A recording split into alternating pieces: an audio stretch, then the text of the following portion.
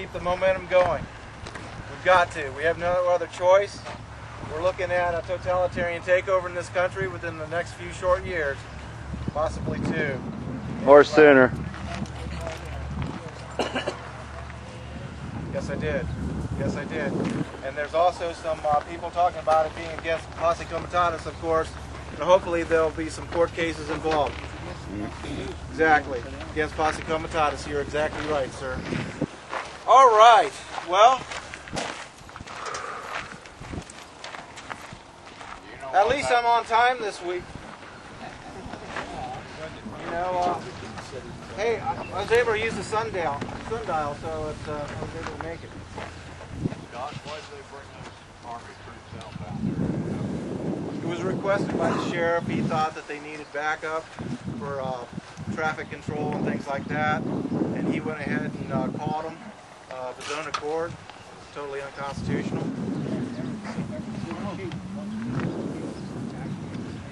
Yeah, this guy, well, that's what I thought you knew about that. A guy flipped out. He killed his family, went to his place of employment, and shot a bunch of people there too. And then, of course, they closed down the town. What town was it? Sampson. The second town was Sampson. That's where he shot himself and killed himself. Yeah. But it was a pretty bad scene, so the sheriff just took it upon himself just to call out the National Guard and say, hey, you know. Was it all active duty? Well, that's even worse. Yeah. That's even worse, yeah.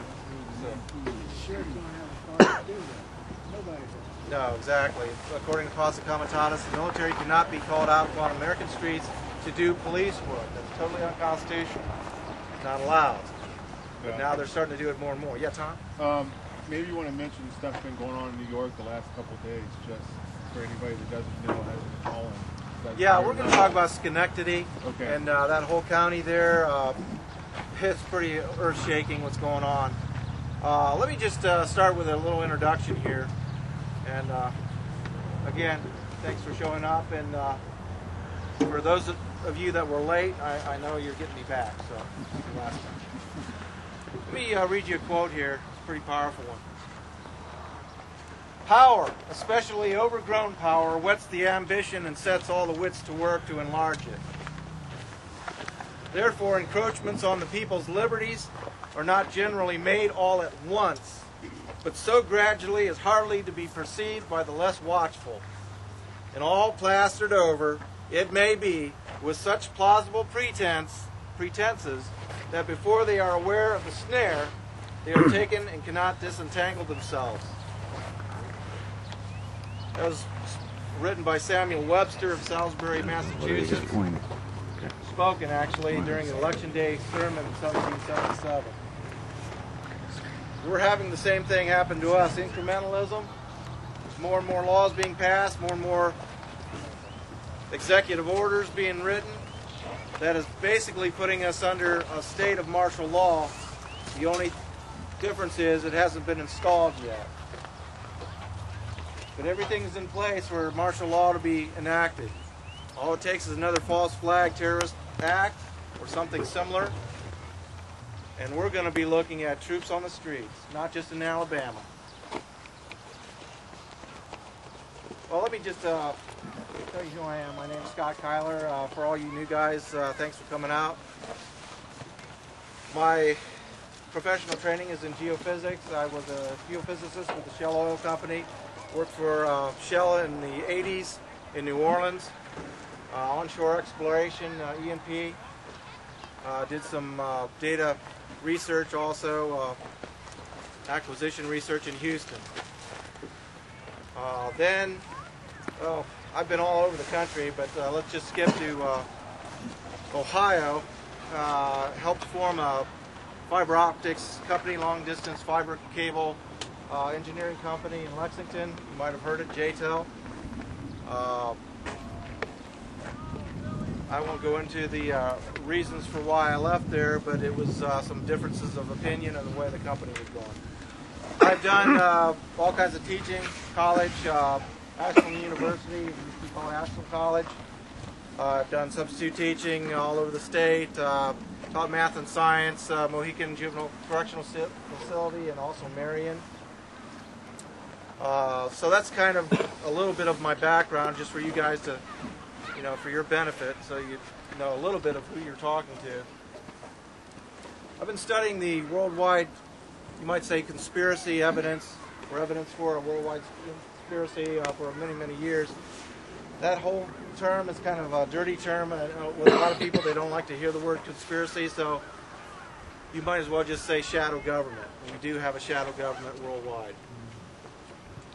And it's been installed for quite a number of years. Thieves, murderers, and liars. I studied the Federal Reserve. It's more like it. How that is nothing but a Ponzi scheme, giant theft sham on the American public. That's why our economy is in shambles today. It's going down very quickly, and that is on purpose. It is planned.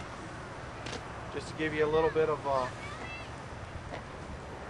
inside information, back in March of 2008, there was a closed-door meeting among specific congressmen. Only specific ones were allowed into that closed-door meeting on Capitol Hill, 2008. And they were told some very distressing things. And one of the congressmen that leaked this out said that there were a lot of pale white faces in there.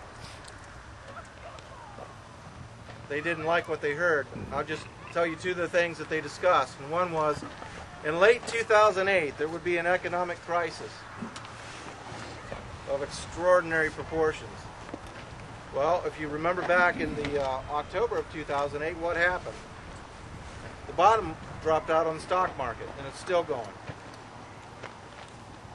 So that was pretty much the October surprise. Well, that's bad enough.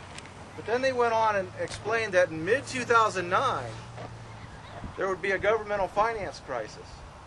And that governmental finance crisis would be of such magnitude that the U.S. military would be called out upon American streets to quell public unrest. Pretty serious. They also went on to say that there was the possibility of even civil war transpiring eventually because of this. Well, they hit the first one right on the head. October 2008, it happened. The stock market crashed. Are they going to be right about mid-2009? Maybe. I would say probably so. We're going to start to see maybe cutbacks in Social Security, Medicaid, Medicare, food stamps, welfare. And when you have millions and millions of people having their government checks cut back, you'll start to see unrest. And of course, that's what they want. They want riots, they want unrest, they want to drum up a lot of chaos in the streets. So why? Can anybody tell me why? That's right. So they have an excuse to bring out the military and install a type of martial law, at least somewhat. In England right now, they're talking about the summer of 2009 being the summer of anger. They're predicting many riots and much public unrest out there. So you could probably figure about the same thing's going to happen here in many of our larger cities. So be on the lookout for that. I don't think those were just predictions in that closed-door meeting. I think those were warnings. And many times they do warn us before they do what they're going to do. When they pull the plug economically, we're going to see real chaos ensue. So, with all this in mind, and remembering what happened in New Orleans, when there was house-to-house gun confiscations during that crisis period, do you think that won't happen elsewhere in America? You got a video on that? Under chaotic conditions?